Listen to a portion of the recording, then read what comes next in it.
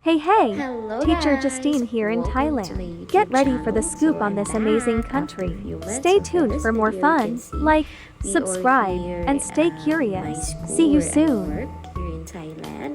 So for this video, makikita nyo po, we are celebrating Loy Krathong. A Loy Krathong is a celebration here in Thailand kung saan ang mga tao dito ay nagpapalutang ng kanilang kratong.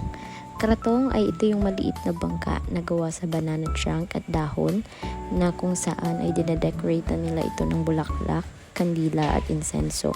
At ito ay pinapaanod sa ilog, lawa or sa kanal bilang simbolo ng kanilang pasasalamat sa tubig at paghingi ng kapatawaran sa anumang nagawa nilang kasalanan. So as you can see here in this video ay meron pang naganap na beauty contest here sa aming school. And ayan, may mga iba't ibang kandidata. So as you can see here, ina-announce na kung sino ang nanalo. And here, kitang-kita nyo naman na ang mga bata ay very dedicated sa paggawa ng kanilang kratong.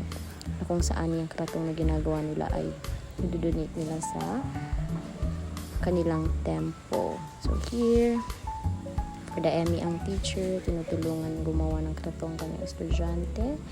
Ayan, malapit nang matapos. I-decorate mo lang yan and there you go. Tapos, here naman, napakahirap pala siyang i-decorate kapag ganyan siya talagang as in walang decoration. Kailangan mo siyang balutan ng dahon ng saging. So, as you can see here, struggle talaga akong balutin siya. Yung anak ko, cheka lang. Samantalang ang teacher. Aba, amazing. So, napakahirap talagang balutin pero ang ending niyan, guys, pinatulong ko yung kapareha kong Thai. Siya na yung gumawa niyan kasi hindi talaga ako satisfied dyan sa pinagbalot ko kasi ang hirap niya talagang balutin as in, hindi siya umaano dun sa stick na panusok. So, ang ending, yung kasama ko, yung kapareha kong Thai yung gumawa niyan. Yan. Diba? For the go ang teacher, diba? Ang pangit. Ang ending, pinatanggal ko lang din lahat. Tusok-tusok mo pa yan, tatanggalin mo lang din yan mamaya. So, ayun po, kinagabihan, we decided po na pumunta sa temple para po magpalutang din po ng kratong. So, that one is, binili ko na lang po yan dyan and it's only 20 baht. Yan po yung kapaligid po ng temple. It's so nice talaga. Para siyang Christmas, ang daming pailaw as in. Sobrang dami ring tao na nakapila para magpalutang ng kanilang kratong. Ayan po yung paligid ng tempo. Like, legit. Para po siyang fiesta sa Pinas. May mga sumasayaw, ganyan. So, ayan na po. It's my first time. 2 years na po ako sa Thailand, pero it's my first time po na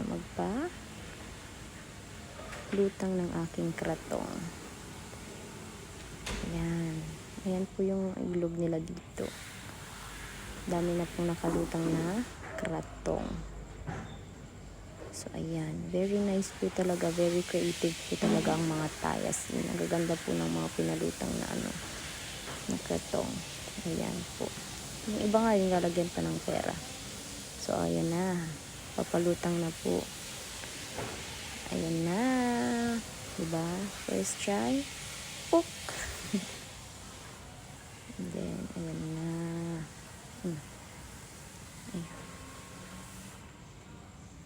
Yeah, so that's it. That's my first experience of Loy Krathong here in Thailand. So that would be all. See you again on my next vlog. Bye bye. Sawadee ka.